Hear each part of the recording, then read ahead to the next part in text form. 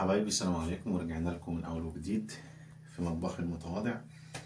النهارده جايين لكم باكله جديده خالص، وهي ريش ضاني زي ما انتم شايفين اهي. هنحمرها مع بعض، بس قبل ما نحمرها بندقها زي البفتيك بالظبط. تدق زي البفتيك عشان نرفعها كده عشان تستوي كويس. تمام، مش هنسلقها وبعد كده نحمرها، لا هنحمرها على طول. ازاي هقول لكم بعدين، بس زي ما قلت لكم لازم تدق كده زي ما انتم شايفين زي البفتيك بالظبط. طيب هيجي معاها ايه؟ هيجي معاها خضار مشوي، ماشي، جريلتا جيميوزا، ده بتتقال كده. طيب الخضار المشوي لما حد يسمع كلمة مشوي معناه ان هو يبقى جريل. لا، هو مش هيبقى جريل ولا حاجة، احنا هنعملها بالفرن بالتوابل بتاعتنا، وهنطلعها طعمها جميل جدا وخطير، تطلع مع الريش الضاني، وهنشوفها مع بعض هتبقى شكلها عامل ازاي. زي ما انتم شايفين خضار بسيط جدا، مشروم. في ناس كتير ما بتحبش اكل المشروم، بس صدقوني لو عملت الخضار دوت بالطريقه اللي انا هعملها هيعشقوا حاجه اسمها المشروم. مشروم، بطاطس، بابريكا، صفرة، حمرة، كوسه، جزر، اي خضار عندك في التلاجة ما انتش عايزاه او خلاص هيبوظ ممكن نستخدمه في اكله زي دي. بس عايز اقول لكم على حاجه، هنشوف الخضار متنوع ازاي، ابيض، اصفر، احمر. لازم يبقى الخضار كده، لازم يبقى شكله حلو. ليه؟ انا عندي مبدأ في المطبخ ان المطبخ ده او الطباخ عامه عامل زي الترزي اللي بيفصل فستان. لو الفستان الوانه متناسقه مع بعضها بيبقى شكله حلو وجميل، لو الفستان الوانه مش متناسقه مع بعضها ما بيبقاش شكله حلو ولا جميل. انا بالنسبه لي الاكله كده بالظبط. يعني شوفوا الخضار عامل ازاي، ما يبقاش لون واحد وخلاص او لونين اتنين وخلاص، لا، اخضر، احمر، اصفر، زي ما انتم شايفين بالظبط. طيب نبدا مع بعض. الريش هنخليها مع بعض دلوقتي لان الخضار اللي احنا هنعمله دوت هياخد مننا وقت. تمام. طيب احنا يعني ايه هي التوابل اللي هنستخدمها في الخضار؟ طيب اهم حاجه في الاكله اللي احنا هنعملها ديت الخل. بس الخل دوت مش خل عادي، ده خل ايطالي اسمه اشيتو باسالتو، ماشي. لو مش موجود عندنا في مصر بتمشي باي خل عادي، يا خل تفاح يا خل ابيض، اي خل. تمام. كزبره، توم بودره، زعتر ناشف، فلفل اسمر، روتا، بابريكا، وفيجيتا. ايه هي الفيجيتا ديت؟ اللي هي المرقه بتاعه الخضار.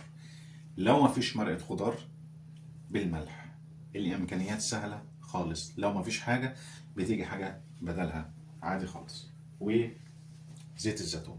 تمام. بننزل بزيت الزيتون اهو. انا مكتر الكميه شويه عشان انا عندي ضيوف في البيت، وكمان الاولاد بيحبوا الاكله دي عندي قوي. ادي زيت الزيتون.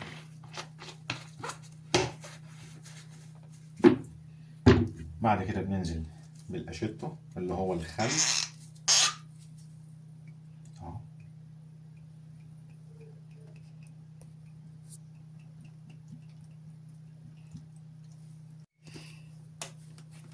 الكزبره الناعمه،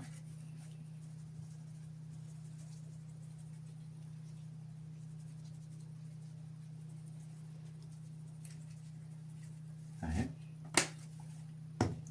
التوم البودرة، برضه لو ما عندناش توم بودرة ممكن فصين توم ونهرسهم بمعلقة، ونحطها عليها، مفيش أي مشكلة خالص. أي حاجة تمشي، أي حاجة تمشي.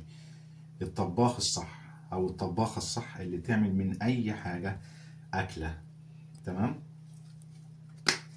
طيب ننزل بالفلفل الأسمر،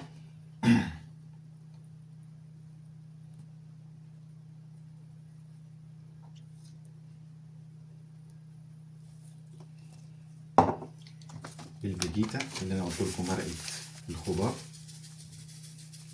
نخلي بالنا كويس أوي علشان برضو هي بتبقى حادقة، بس عشان الكمية اللي أنا حاططها كمية كتير فأنا بحط بقلب جامد شوية. أهي. ولو عايزت بعد كده ملح او مرقه خضار عادي بنحط لها، مفيش اي مشكله. بعد كده بننزل بالروت بابريكا. الروت بابريكا بتديها طعم حلو قوي للخضار وبتديله لون جميل جدا، هنشوفه بعد ما تطلع من الفرن.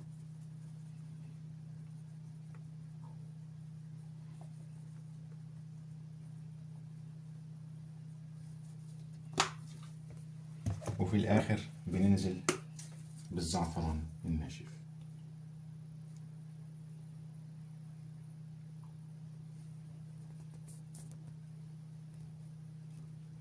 زي ما انتم شايفين التوابل كلها حطيتها مره واحده، وبعد كده هندلكهم مع بعض مع الخضار. طيب ده دلوقتي شكلها النهائي. شوف شكلها عامل ازاي، شكلها جميل جدا، وهيبقى شكلها كمان احلى لما تخش الفرن. طيب دلوقتي احنا بنولع الفرن فوق وتحت ودرجة حرارة 200. بنغطيها؟ لا ما بنغطيهاش، بنسيبها زي ما هي كده، وبندخلها الفرن من ساعة لساعة ونص. طيب في أثناء ما أنا هشرح لكم احنا هنعمل اللام كوتليت ازاي. حطينا طاسة كبيرة على البوتاجاز وحطينا فيها معلقتين زبدة، ودي طبعا التوابل اللي احنا هنستخدمها في الريش الضاني. هقول لكم عليها خطوة خطوة، بس دلوقتي لتتبيلة الضاني احنا مش هنحتاج بس الا شوية ملح خفاف جدا، ومعاه شوية فلفل اسمر، ونخلطهم في بعض كده زي ما انتم شايفين. ومش كتير. ليه مش كتير؟ عشان الصوص اللي هنعملها في الاخر اللي هي بتاعت التحمير هنستخدم فيها زي ما قلت لكم قبل كده الصويا صوص. وما دام احنا بنستخدم الصويا صوص اللي هي الصيني او الياباني، الصوص الصيني او الياباني، بتبقى فيها نسبة ملوحة عالية جدا، فعشان كده ما ينفعش نستخدم معاها كمية ملح كتير. تمام؟ اهو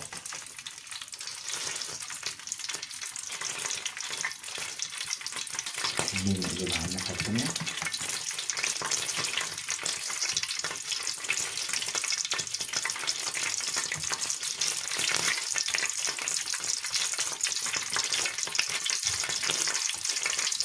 زي ما قلت لكم قبل ما نحمر الريش الضاني لازم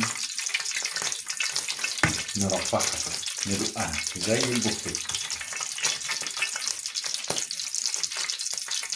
علشان تتحمر معانا وتستوي كويس.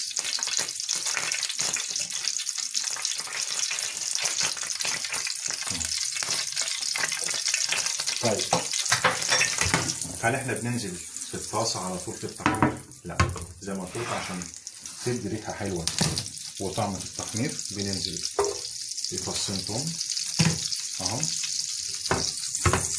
ومعاهم شوية روزماري. الروزماري نكتر منه شوية عشان بيعمل ريحة حلوة أوي في التحمير اهو، ونمشيها كده في الطاسة. الله على ريحة الروزماري ما اقولكمش. ونبتدي ننزل بالريش الضاني نرصها كده في الصينية. شوفوا انا دايقها ازاي، لازم تدق بالطريقة ديت عشان تستوي كويس اهي اهي.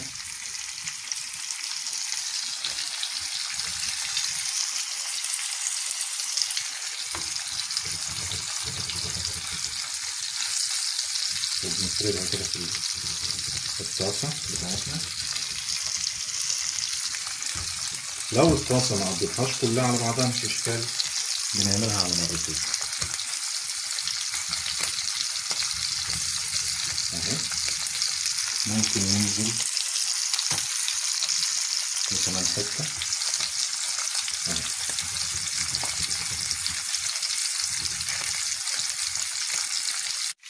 طيب دلوقتي الريش الضاني بعد ما اتحمرت، هل هي خلصت؟ لسه ما خلصتش. بصوا بقى التركاية اللي احنا هنعملها معانا دي اهي. بتاع اللي انا عملتها معاكم قبل كده اهي، شويه دقيق خفاف جدا وندوبهم كده في الطاسه ونقوم نازلين عليهم بشويه ميه.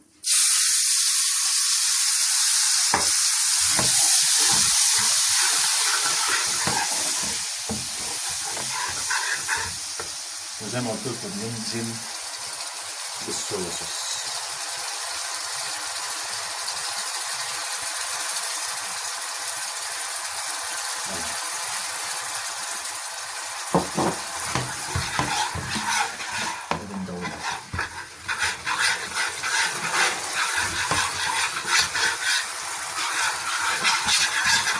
ونقوم نازلين على الريش زي ما انتم شايفين كده.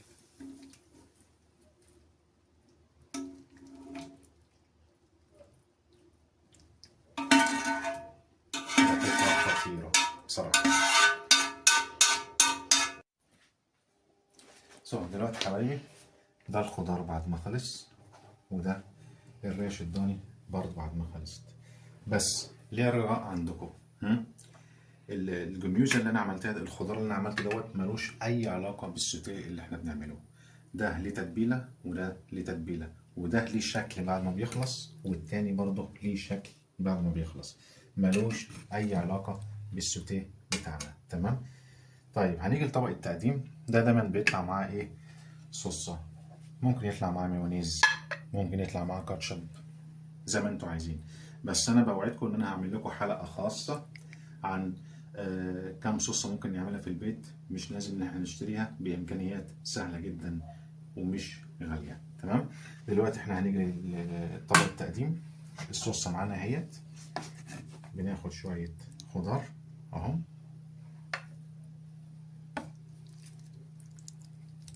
شايفين الخضار طالع شكله عامل ازاي وريحته خطيره ما اقولكوش بصراحه اهو.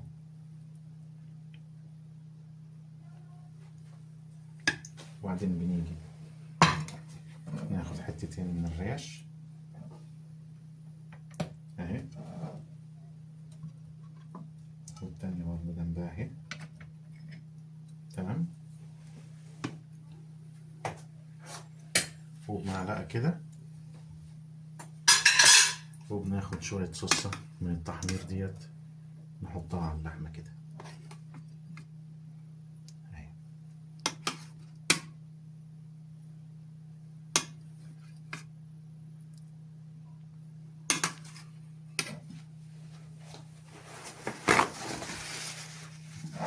بنظبط طبقنا كده قبل ما نقدمه.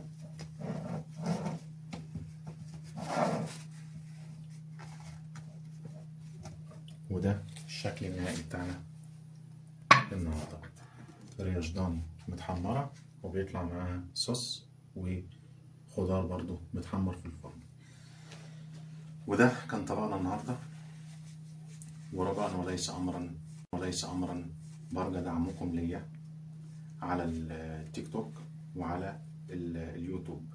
وهسيب لكم النهارده في اخر الحلقه اللينك بتاعي على اليوتيوب برضه عشان تدعموني عليه. وارجوكم على التيك توك تعملوا نشر تاني او اعاده نشر للفيديو. واشوفكم في حلقه تانيه ان شاء الله. السلام عليكم.